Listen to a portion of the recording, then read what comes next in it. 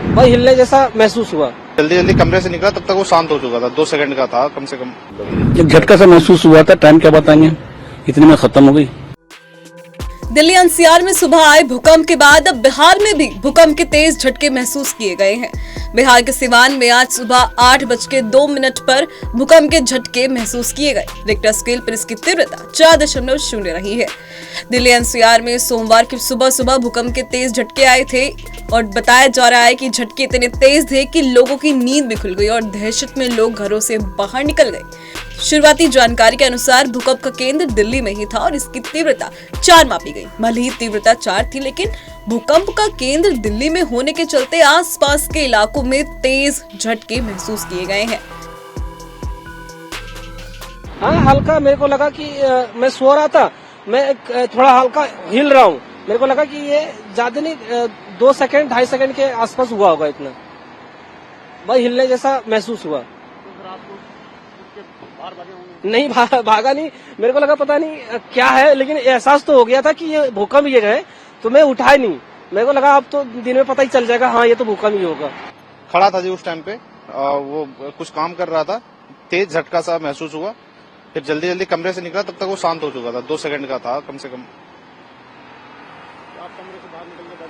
कमरे से बाहर निकल के भागना चाह रहा था, लेकिन मैं ऊपर रहता हूँ तो वहां से फिर जल्दी निकल नहीं सकता था, तो इस वजह से मैं वहीं पे रुका रह गया, तब तक वो शांत हो चुका था।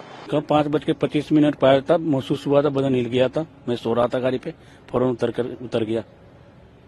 कितनी देर तक का भूकंप था? मतलब एक झटका सा महसूस हुआ था, टाइम क्या बताएंगे, इतने में खत्म हो गई। भूकंप आया था, बहुत स्पीड से आया था और आया था वो 5:36 के करीब आया था। हाँ, कितनी देर का भूकंप था? कम से कम ऐसा था 10 सेकंड का। काफी तेज आया था। आप उस टाइम पे कर रहे थे? मैं उस टाइम पे बैठा था। बता दें, नेशनल सेंटर फॉर सिस्मोलॉजी के मुताबिक आज सुबह 5:36:55 पर रिक्टर स्केल पर 4.0 तीव्रता वाली भूकंप नई दिल्ली में आया। झटके इतने तेज थे कि इमारतें हिलने लगी और लोग अपने घरों से बाहर आ गए।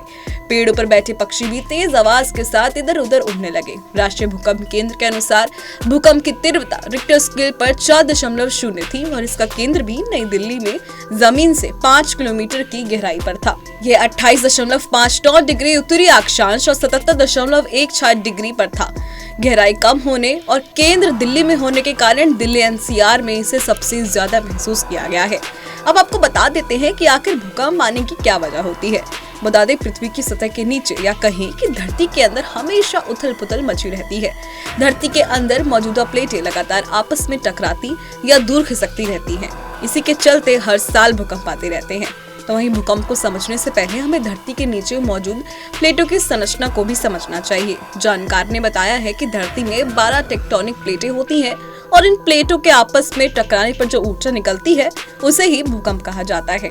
बहरहाल, भूकंप में अब तक जो खबर आ रही है उसके अनुसार किसी भी जान या माल का नुकसान नहीं हुआ है, लेकिन इस भूकंप के झटकों ने लोगों के मन के अंदर दहशतें बढ़ा दी हैं। फिलहाल अभी के लिए सिर्फ इतना ही। देश और दुनिया की तमाम खबरों के लिए आप देखते रहें पंजाब केसरी.com।